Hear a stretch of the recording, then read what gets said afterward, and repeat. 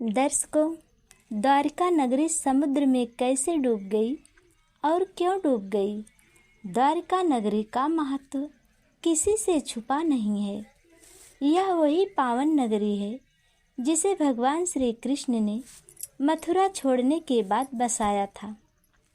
कहा जाता है कि भगवान अपने 18,000 परिजनों के साथ यहाँ आकर बसे थे और 36 वर्षों तक इस नगर में सुखपूर्वक राज्य किया। आखिर ऐसा अचानक क्या हुआ कि सोने जैसे चमकती द्वारिका नगरी समुद्र में समा गई? चलिए जानते हैं इस रहस्यमय कथा को। महाभारत काल की कथा है। कंस के वध करने के बाद जरासंध बार बार मथुरा पर आक्रमण करने लगा। उसका अत्याचार बढ़ने लगा।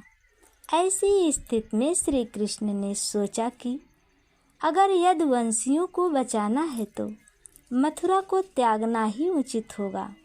उन्होंने समुद्र के किनारे एक दिव्य और सुंदर नगरी बसाई जिसका नाम द्वारिका पड़ा।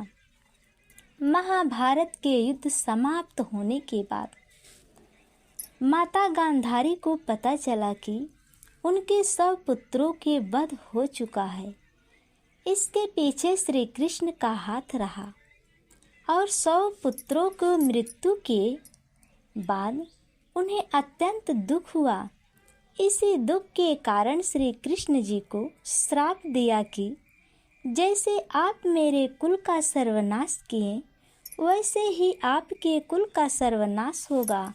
आपकी आंखों के सामने तुम्हारी प्रिय द्वारिका नगरी समुद्र में डूब जाएगी। भगवान श्री कृष्ण ने शांत स्वभाव से यह श्राप स्वीकार किया।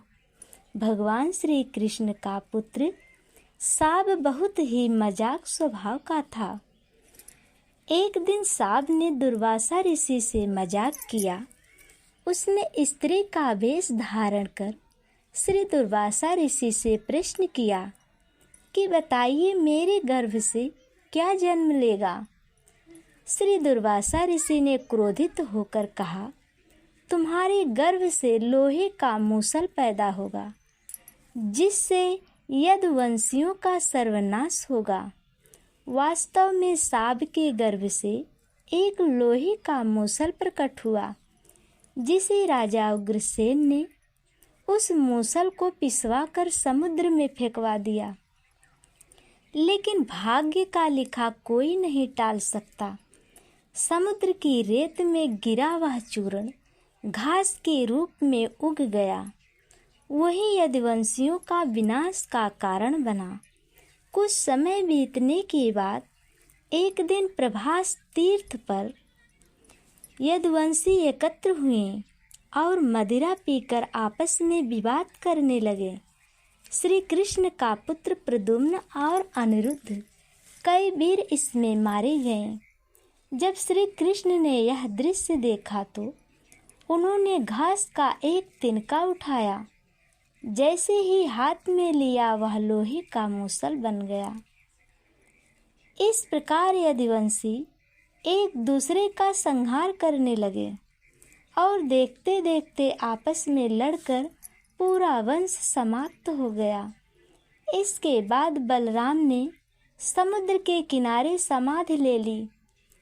उनके शरीर से शेष नाग निकलकर समुद्र में विलीन हो गया। श्री कृष्ण जी एक वृक्ष के नीचे ध्यान मग्न होकर लेटे हुए थे। तभी जरा नामक शिकारी ने उन्हें हिरण समझकर बाण चला दिया। जब पास आया तो देखा स्वयं भगवान श्री कृष्ण जी हैं। श्री कृष्ण जी उन्हें सांत्वना देते हुए बोले, चिंता मत करो, यह सब नियति है। यह सब पहले ही निर्धारित हो चुका था। ऐसा कहकर भगवान श्री कृष्ण अपने शरीर को त्याग कर परम धाम को चले गए। इधर श्री कृष्ण के पिता वासुदेव और रानी रोहिणी ने अपने प्राण त्याग दिए। तब अर्जुन ने उनका अंतिम संस्कार करके द्वारिका पहुँचे। नगरवासियों के रक्षा के लिए इंद्रप्रस्थ ले जाने का निर्णय किया।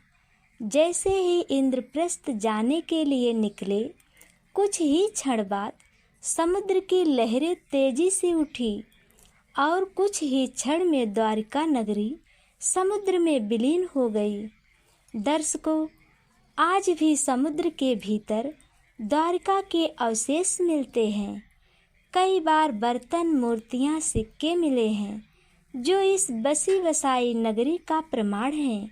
अगर वीडियो पसंद आए तो लाइक सब्सक्राइब जरूर करना और कमेंट में जय श्री कृष्णा अवश्य लिखना।